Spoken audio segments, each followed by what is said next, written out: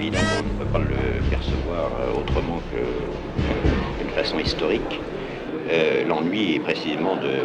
voir que ce phénomène historique essaye d'échapper le plus possible à l'histoire. Ses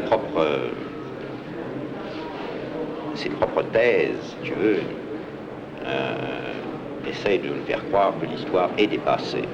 Or, précisément, c'est ça, pour moi, le danger majeur d'une telle position. C'est que elle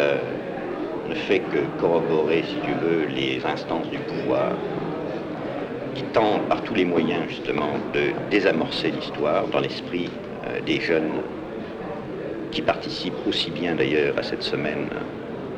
que ceux que j'ai l'occasion de rencontrer dans mes cours, qui sont des cours de cégep, et où on s'aperçoit que les jeunes sont totalement déphasés, qu'ils n'ont plus conscience d'une histoire qui remonte ne serait-ce qu'à 2 ans, 3 ans. 1970 pour eux, j'ai l'impression de leur parler de Jeanne d'Arc, et que c'est un phénomène extrêmement dangereux, dans la mesure où, à la faveur de ce vide, de ce vacuum qui se crée, ce vacuum historique, le fascisme immédiatement se réinsère,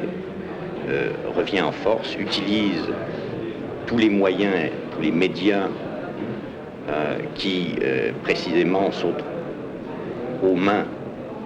du pouvoir et qui récupèrent le vide contre-culturel pour pouvoir justement manipuler encore plus facilement et plus directement l'ensemble d'une population.